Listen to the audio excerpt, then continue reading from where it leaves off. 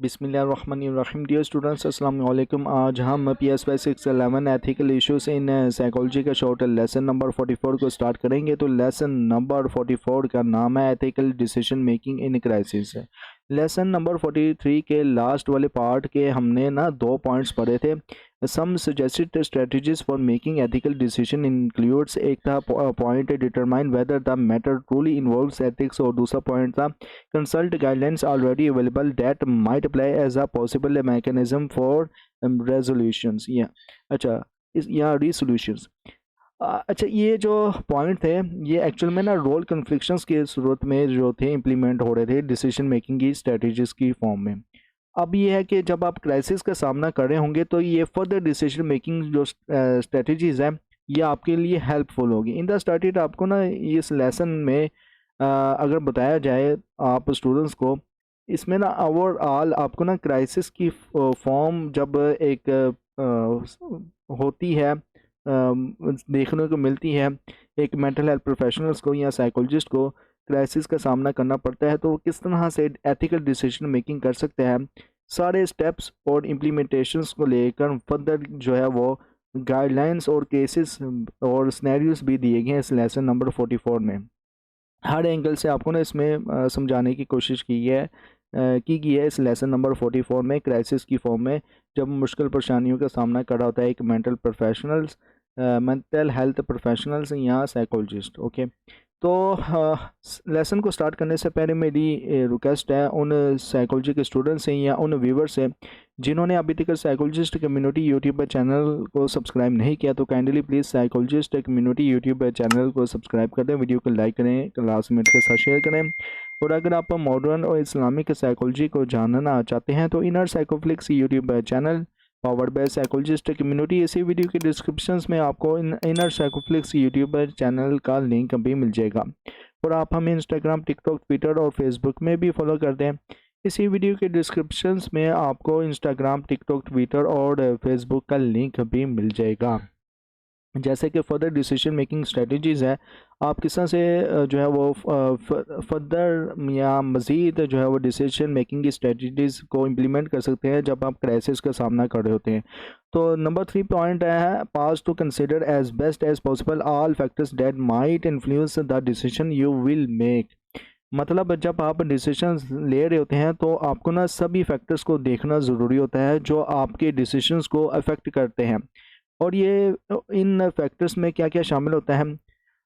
Number 1 पे offence की seriousness, मतलब कितना सीरियस चीज़ हुई है या कितनी सीरियस चीज़ हुई है जो आप देख रहे हैं, तो ये एक पहला फैक्टर होता है। नंबर 2 पे लोगों को पता होना, मतलब क्या और लोग इस बात को जानते हैं, ये दूसरा फैक्टर है।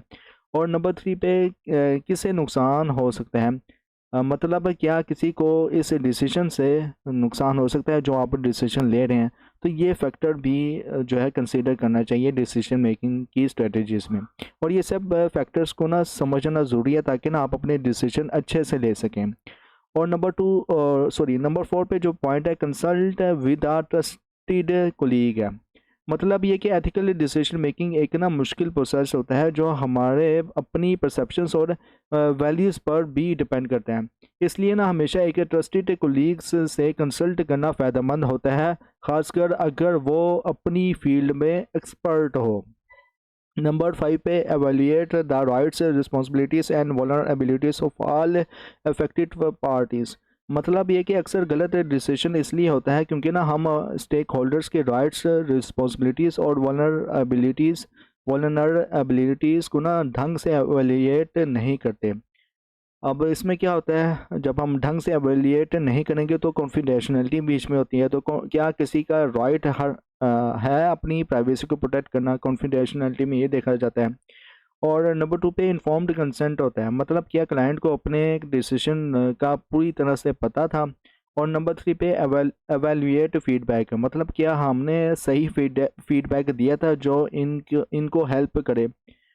और ये सब एस्पेक्ट्स को ना देखना ज़रूरी होता है ताकि ना आप किसी की राइट्स की वायलेशंस ना करें या किसी के राइट्स को वायलेट ना करें। और नंबर 6 पे जनरेट अल्टरनेटिव डिसीजन है, मतलब ये कि हर डिसीजन से के अल्टरनेटिव से बनाएं बिना ये सोचे कि हर ऑप्शन से फेसिबल है या नहीं। और ये भी ज़रूरी है कि कुछ रिस्की, एक्सपेंसिव या इनअप्रोप्रिएट ऑप्शंस को भी कंसीडर किया जाए। कभी कभी डिसीजन लेना ना के कभी कभी डिसीजन लेने का भी ना एक ऑप्शंस हो सकते हैं, मतलब आपने ना अल्टरनेट जो है वो ऑप्शंस रखनी है डिसीजन मेकिंग की। ये ना हो कि अगर एक डिसीजन में आपने बना लिया लेकिन दूसरा डिसीजन काम नहीं कर रहा, तो आप लाजमी तौर पर यह है कि अल्टरनेट जब रखेंगे, डिफरेंट वेरियस डिसीजन मेकिंग रखेंगे, तो देन ये कि एक नहीं तो दूसरा, दूसरा नहीं तो तीसरा, plan A, plan B, plan C आपके लिए हेल्प होगा। तीनों प्लान्स में से एक ना एक आपके लिए हेल्पफुल होगा। तो जनरेट अल्टरनेटिव डिसीजंस ये लाजमी होना चाहिए। नंबर 7 पे है enumerate the consequence of making H decisions, मतलब ये कि हर डिसीजन से के कंसिक्वेंस को समझना ज़रूरी होता है, और इसमें शामिल करते हैं हम नंबर 1 पे साइकोलॉजिकल और सोशल कॉस्ट, मतलब इस डिसीजंस का मेंटल और सोशल इम्पैक्ट क्या हो सकता है। नंबर 2 पे शॉर्ट टर्म और लॉन्ग टर्म इफेक्ट्स, मतलब क्या इस डिसीजन का असर शॉर्ट टर्म में होगा या फिर लॉन्ग टर्म में भी रहेगा। नंबर 3 पे रिसोर्स लिमिटेशंस, मतलब क्या रिसोर्सेज की कमी है। और नंबर 4 पे वायलेशंस ऑफ राइट्स, मतलब क्या इस डिसीजन से किसी के राइट्स वायलेट होंगे।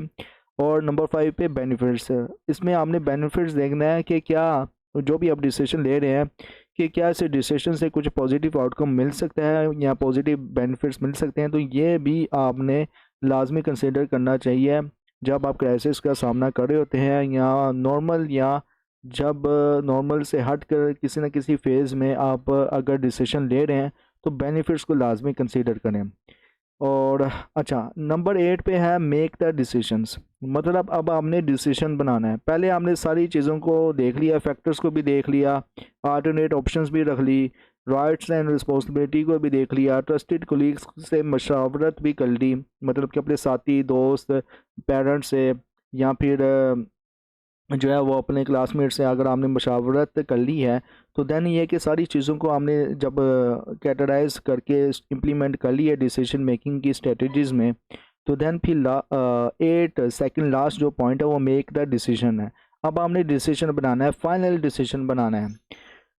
ओके, इसमें क्या होता है कि अगर आप पहले के सारे फेजेस अच्छे से कंप्लीट कर लें, ऊपर वाली जो है 1 से लेकर 8 तक, सॉरी 1 से लेकर 7 तक जो पॉइंट थे, हमने 2 पॉइंट हमने लेसन नंबर 43 में पढ़े थे, 1 एंड 2, और लेसन नंबर 44 में जो है वो 3, 4, 5, 6 और 7 है। ये सारे इम्प्लीमेंट कर लिए हमने। फिर क्या होगा कि तो अब आपके पास ना सारे नेसेसरी इन्फॉर्मेशन आ जाएगी डिसीजन को बनाने के लिए, और आप डिसीजन जो है वो ले सकते हैं। तो मेक द डिसीजंस में यही आपको बताया गया। और नंबर 9 पे पॉइंट है इम्प्लीमेंट द डिसीजन, मतलब ये कि अब जो है वो आपने डिसीजन जो ले लिया है ना उसको अब इम्प्लीमेंट करना है, और ये सबसे क्रिटिकल स्टेप होता है, चाहे आपका डिसीजन कितना क्लियर हो। जब आप जब आप डिसीजन लेते हैं तो इसको ना इम्प्लीमेंट करना भी ज़रूरी होता है।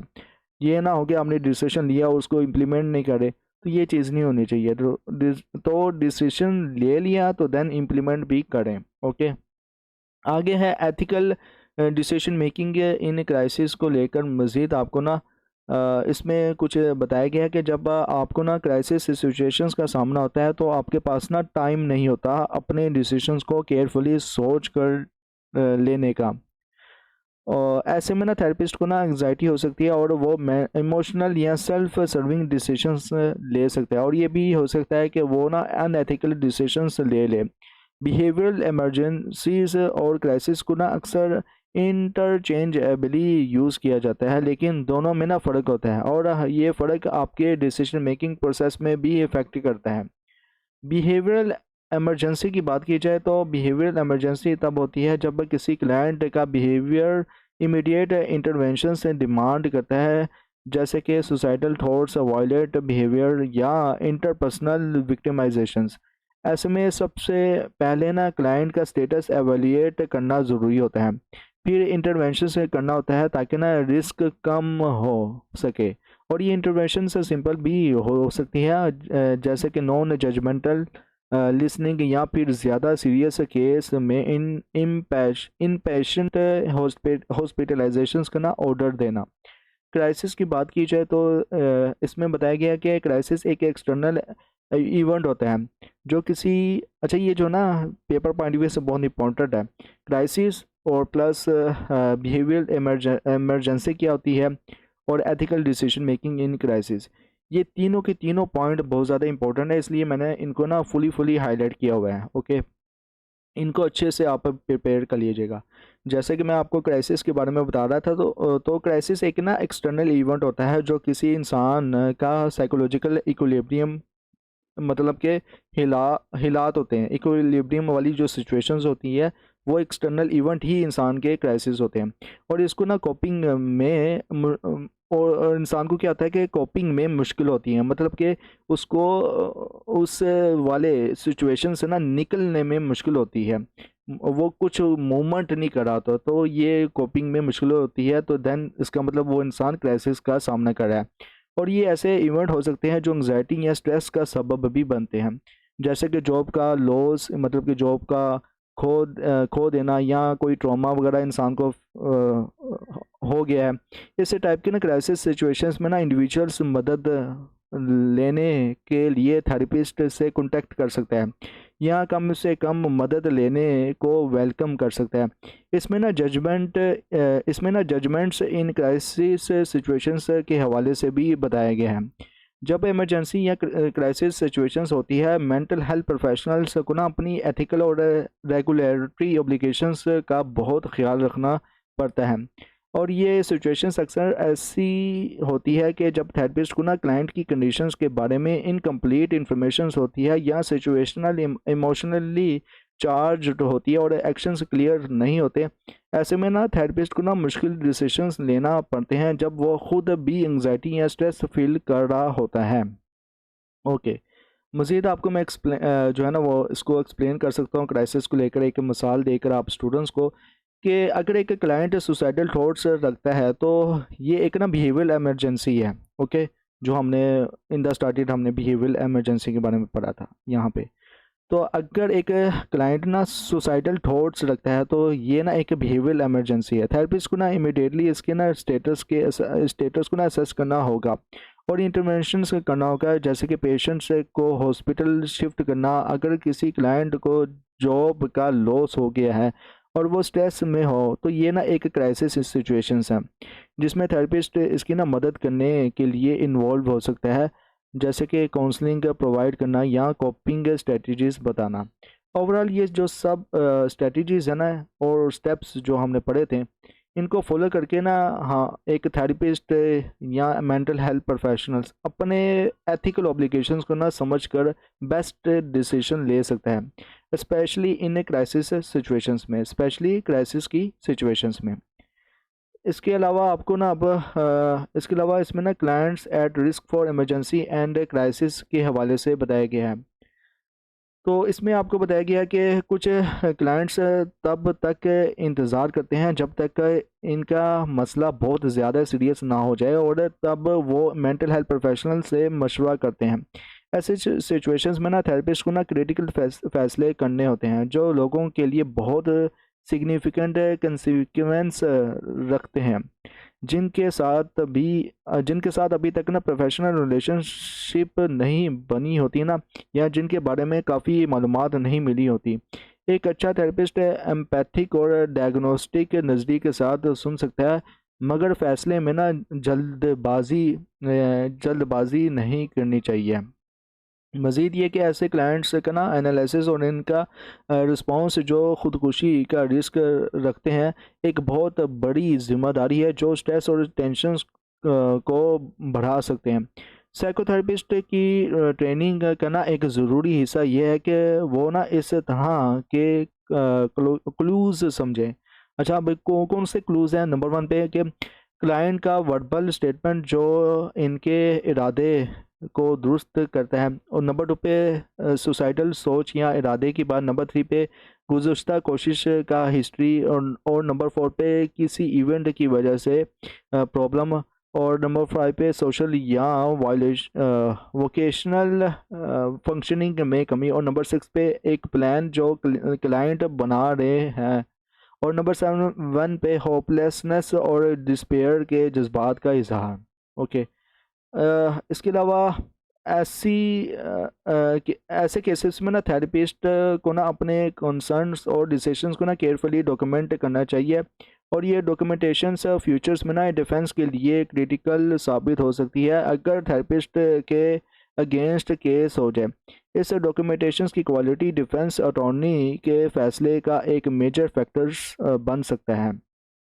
आगे आपको ना अच्छा, एट दी लास्ट में आपको ना कुछ इसको ये client at risk for emergency and crisis को लेकर मैं आप स्टूडेंट्स को कुछ इस तरह से कह सकता हूँ कि जो क्लाइंट कुछ स्पेसिफिक डायग्नोसिस रखते हैं ना, जैसे कि बॉर्डरलाइन पर्सनालिटी डिसऑर्डर, वो ज़्यादा ना इमोशनल इनस्टेबिलिटी, इम्पल्सिव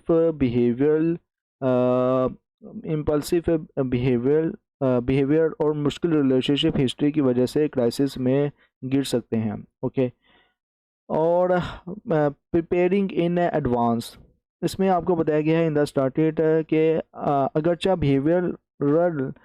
बिहेवियरल और क्राइसिस मैनेजमेंट टेक्निक्स इस कोर्स का हिस्सा नहीं है। कुछ सजेशंस ये हैं जो टाइम कंस्ट्रेंट में मुश्किल फ़ैसले करने के लिए मददगार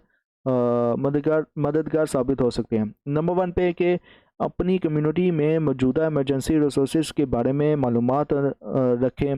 नेम्स, नंबर्स और सर्विसेज का एक रिकॉर्ड एक्सेसिबल जगह पर रखें। नंबर 2 पे अपनी कम्युनिटी के कोलीग्स के साथ एक एलियंस बनाएं जहां सब लोग ना मुश्किल वक्त में ना कंसल्टेशंस के लिए अवेलेबल हों। एक एक्सपीरियंस्ड मेंटल हेल्थ प्रोफेशनल्स को ना इस एलियंस का हिस्सा बनाना बेहतरीन होगा। नंबर 3 पे कि अपने स्टेट या लोकल एरिया के लॉज और पॉलिसीज को ना पता रखें जो क्राइसिस के साथ ना एसोसिएटेड हो सकती है, जैसे कि एक मैंडेटेड रिपोर्टिंग स्टेटस और कमिटमेंट प्रोसीजर्स।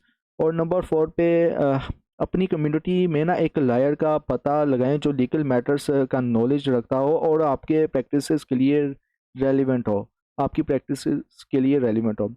और नंबर 5 पे कि ऐसी लर्निंग ऑप्शंस ढूंढे जो क्राइसिस की समझ और रिस्पॉन्सेस में मदद दे, जैसे क्राइसिस काउंसलिंग के कोर्स और फर्स्ट एड एजुकेशन। नंबर 6 पे अपने एरियाज ऑफ कम्पिटेंस को ना क्लियरली डिफाइन करें और उसी स्कोप में ना प्रैक्टिस भी करें।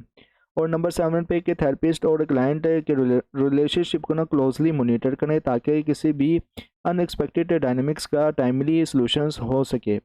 और नंबर 8 पे अपनी मेमोरी पर डिपेंड ना करें। हर इमरजेंसी या क्राइसिस इवेंट और इसके डिसीजन और उसके लिए ना डिसीजंस को लेकर डॉक्यूमेंट करना ज़रूरी है कि अगर मैं किसी भी सिचुएशंस में फंस जाऊंगा तो मैंने क्या कि अपने डिसीजंस एक डॉक्यूमेंट्स के अंदर रिकॉर्ड रखे हैं।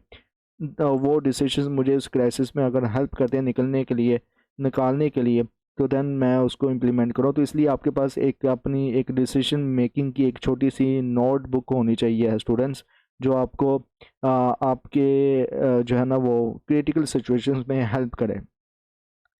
क्राइसिस इन द थेरेपिस्ट और लाइफ की बात की जाए तो उसमें आपको बताया गया कि थेरेपिस्ट भी ना कभी कभी ऐसे पर्सनल मसाइल का सामना करते हैं जो क्लाइंट्स और प्रोफेशनल्स कमिटमेंट्स के लिए मुश्किलात पैदा करती हैं। अगर एक थेरेपिस्ट खुद एक बीमारी का शिकार हो जाए तो उसे ना अपने सेशंस को ना रिशेड्यूल करना, क्लाइंट्स को ना डिस्क्लोज करना और अगर ज़रूरत हो तो अर्जेंट केसेस को बैकअप थेरेपिस्ट के पास प्रेफर करना पड़ता है। मिसाल के तौर पर आपको ना एक सिनेरियो दिया गया है यहाँ पे समझाने के लिए। सिनेरियो में बताया गया कि एक क्लाइंट अपने काउंसलर की अनरिस्पॉन्सिवनेस और सेशंस में ना डिस्ट्रैक्शंस की वजह से ना अपसेट हुई है एक क्लाइंट।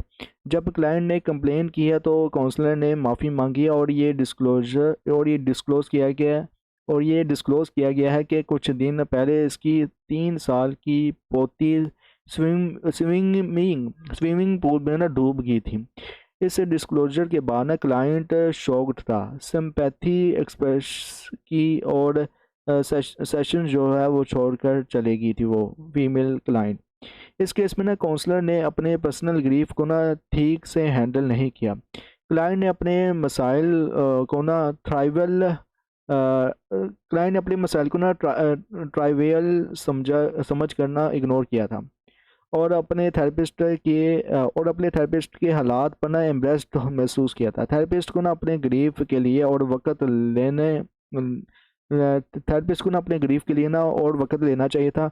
अपॉइंटमेंट को कैंसिल या बैकअप रेफरल के ज़रिए मैनेज करना चाहिए था। इस सिचुएशन में ना थेरेपिस्ट एक नोट लिख कर क्लाइंट से माफ़ी मांग सकता है था, ताकि ना क्लाइंट को डिस्कम्फर्ट से बचा सके और अपनी पर्सनल नीड्स के लिए टाइम निकाल सके।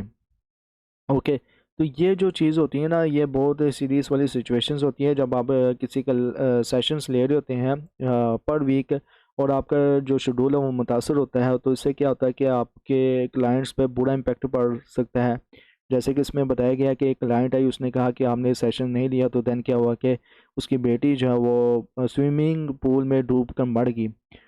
तो देन ये जो सिचुएशंस होती है बहुत नाजुक होती है, तो आप बैकअप जो है प्लान लाजमी रखें ओवरऑल, क्योंकि यही डिसीजन मेकिंग जो है ना वो आपको क्राइसिस में जो है वो हेल्पफुल साबित हो सकती है। ओवरऑल लेसन नंबर 44 बहुत ही इंटरेस्टेड था, और इसमें आपको ये इसलिए इंटरेस्टेड था क्योंकि क्राइसिस वाली जो सिचुएशंस जो कि हर एक इंसान को फेस करनी पड़ती है, चाहे वो थेरेपिस्ट है या मेंटल हेल्थ प्रोफेशनल्स हैं या एक आम इंसान है। तो ये क्राइसिस वाला जो है ना ये टॉपिक, ये हर एक इंसान को जो है ना वो फेस करना पड़ता है, और ये जो डिसीजन मेकिंग की जो स्ट्रेटजीज़ है ये काफ़ी हेल्पफुल होंगी। स्पेशली मुझे तो काफ़ी अच्छा लगा ये लेसन नंबर 44। और ये मेरी ये दुआ है कि जो भी स्टूडेंट्स इस course PSY 611 ethical issues in psychology के कोर्स में इन्वॉल्व है, अल्लाह ताला आपको अच्छे नंबरों के साथ कामयाब करें, अल्लाह ताला आपका हामी और नासिर हो, और अल्लाह ताला आप पर और अल्लाह ताला आप पर और आपकी फैमिली पर हर वक्त हर मुकाम पर हर जगह जो है वो रहमत, शफ़क़त, अनायत और बरकतें और फजल अल्लाह ताला रखे। आमीन आमीन तुम आमीन। और अल्लाह ताला आपको और मुझे जन्नतुल फिरदौस में आला मकाम दे। और ये लेसन नंबर 44 के बारे में एग्ज़ाम पॉइंट ऑफ व्यू से मैं कुछ इस तरह से कह सकता हूँ कि इसमें जो इन द स्टार्टेड वाले पॉइंट है डिसीजन मेकिंग की स्ट्रेटजीज़ को लेकर, ये बहुत बहुत इंपॉर्टेंट है। आपसे एग्ज़ाम पॉइंट ऑफ व्यू से घुमा फिरा के पूछा जा सकता है। सपोज़ आपसे पूछा जा सकता है कि अल्टरनेट डिसीजन क्या होते हैं, या अल्टरनेटिव डिसीजंस किस तरह से आप जनरेट कर सकते हैं। आपको एक सिनेरियो दे दिया तो आप क्या करेंगे, तो उस सिनेरियो को लेकर आप जो सिनेरियो है वो कोई भी हो सकता है। अच्छा, consult with the trusted colleagues, यहाँ आपसे ये भी पूछा जा सकता है कि कोई से 3 या 4 जो है वो क्राइसिस की सूरत में कौन सी आप जो है वो डिसीजन मेकिंग की स्ट्रेटजीज इम्प्लीमेंट करेंगे। तो इनमें से आप 4-5 जो पॉइंट हैं इनको अच्छे से याद रख लीजिएगा, एग्जाम पॉइंट ऑफ व्यू से बहुत इंपॉर्टेंट है। और ethical decision making in crisis बहुत ही इंपॉर्टेंट है, बिहेवियर इमरजेंसी बहुत ही इंपॉर्टेंट है, क्राइसिस बहुत इंपॉर्टेंट है, और ये client at risk for emergency and crisis, इसको मैंने डिटेल से आप स्टूडेंट्स को समझाया था और कॉन्सेप्ट आपके मैंने क्लियर कराए हैं। तो इसमें जो हाईलाइटेड पॉइंट है ये एग्जाम पॉइंट ऑफ व्यू से इंपॉर्टेंट है, और घुमा फिरा के ही बस इसी तरह आप स्टूडेंट से पूछे जा सकते हैं। और ये जो है एडवांस में अपने आप को किस तरह से प्रिपेयर कर सकते हैं, ये सारे पॉइंट तो इंपॉर्टेंट है, लेकिन इनमें से मैंने कुछ हाईलाइट किए हुए पॉइंट हैं, इनको आप अच्छे से मेमोराइज कर लेना। घुमा फिरा के आपसे पूछा जा सकता है कि areas of competence then practice only with these confines, तो आप किस तरह से करेंगे। तो ये कंसाइंटियसली के तौर पर आप जो है वो डिफाइन करेंगे। इसी तरह आपसे पूछा जा सकता है कि education in crisis counselling courses in first aid वगैरह में आप क्या करेंगे। तो एक्टिवली सीक लर्निंग ऑप्शंस को जो है वो मज़ीद अच्छा किया जाए, तो देन क्या होगा कि ये एडवांस प्रिपरेशंस में आ जाएगा डिसीजन मेकिंग के लिए या डिसीजन मेकिंग में। ओके, तो ये था आपका लेसन नंबर 44। कैसा लगा कमेंट्स में लाजमी बताएं। इंशाल्लाह मिलते हैं लेसन नंबर 45 लास्ट लेसन में, और आपकी अल्हम्दुलिल्लाह जान छूट जाएगी इस कोर्स से, और मेरी दुआ है कि अल्लाह ताला आपको अच्छे नंबरों के साथ इस कोर्स में कामयाबी अता करे। तो till then thank you so much, अल्लाह हाफिज़।